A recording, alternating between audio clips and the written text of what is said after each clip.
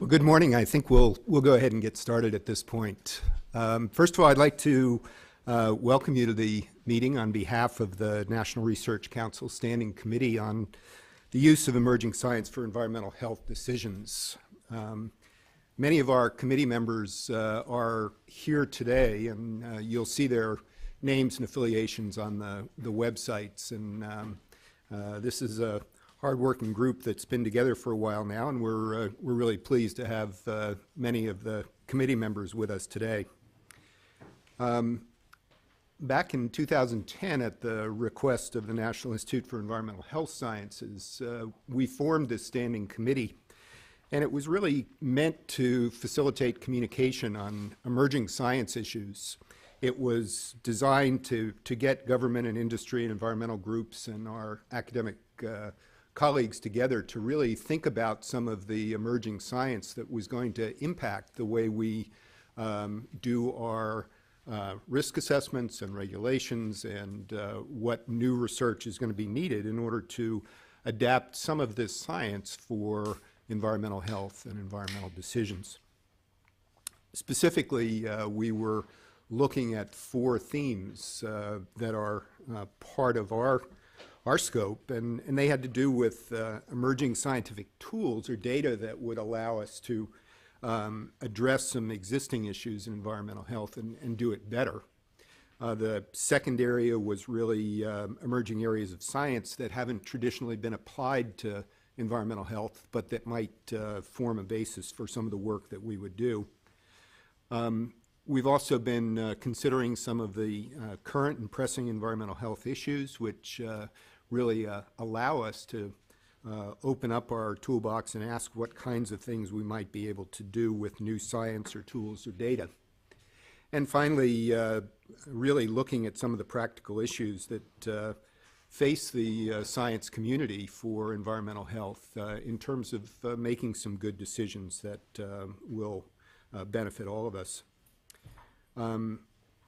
We have a very dedicated federal liaison group that works with the Standing Committee, and many of our colleagues from the federal agencies join us both for the workshops and in terms of planning what topics we're going to take a look at. So we're really pleased to have them working with us as well.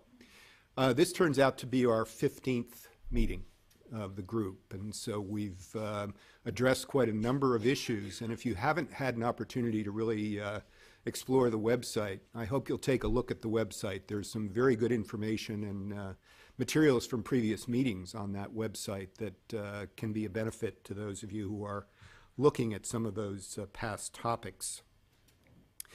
Today's workshop is entitled The Potential of the Tissue Chip for Environmental Health Studies, and this particular workshop has actually been a pretty long time in the making. It's been an opportunity for us to really look at these technologies that offer more human representative alternatives to animal systems and really think about what some of the limitations are that we deal with in terms of some of our in vitro and in silico approaches right now, and see whether these tissue chips might be a good alternative. We've talked about these as biological platforms or organs on a chip. You'll hear more about this when we have our introductions to the topic, but basically I think the recent advances that we've seen in terms of nanotechnology and microengineering and systems biology and stem cell technology have all contributed to our ability to construct some of these types of platforms, and we're looking to explore both the promises and the limitations that we might see for these types of systems for their use in environmental health research and regulatory contexts. So I think without any further ado, I'll introduce John Balbus. John will say a few words on behalf of our sponsor, NIEHS. Before introducing Dr. Yvonne Rusin, who will actually introduce the topic further. John?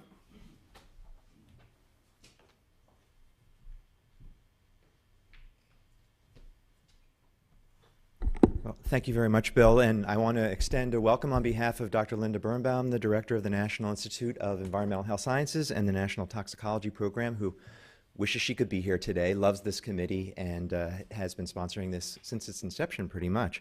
I think there's probably nobody in this room or on the webcast who is happier than me to be back here, to be able to greet this group, to welcome this committee together after a brief hiatus of its proceedings, and to be able to welcome everybody to this 15th meeting of the committee. This Committee on Emerging Science for Environmental Health Decisions has really defined the cutting edge between environmental health sciences and toxicology since its inception. If you look at the meetings, you'll see it is really kind of the what's what in terms of advances, ranging from looking at exposure science in the exposome, looking at epigenetics very early on, and we've come back to some of these kinds of topics, looking at cumulative risks and how do we incorporate them into risk assessment processes and decision making, and even looking outside of the chemical world at the microbiome and looking at interactions between environmental exposures and microbial exposures. And today's topic is really no different. This is truly the cutting edge in terms of now moving towards methodology and technology to be able to get the best information in terms of the effects of exposures on the human system. The interest of NIH and the interest of the National Institute of Environmental Health Sciences in this kind of topic is very clear.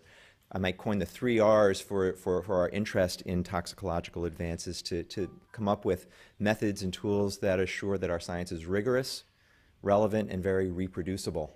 And by moving and developing these kind of technologies, we're hoping that we get even better improvements in our methods in the laboratory. So with that, why don't we move on to the program? I just want to thank the program leads for the National Academy of this committee, Marilee Shelton Davenport and Keegan Sawyer, for getting this meeting up and running in very swift order. The planning committee of our larger committee, many thanks for the great work in getting this pulled together so quickly, the staff of the NAS. And lastly, all of you who are here today and listening in on the webcast, thanks for being with us. It should be a very interesting meeting. And now it's my pleasure to turn it over to Dr. Yvonne Rusin, who will introduce the first session. Thank you.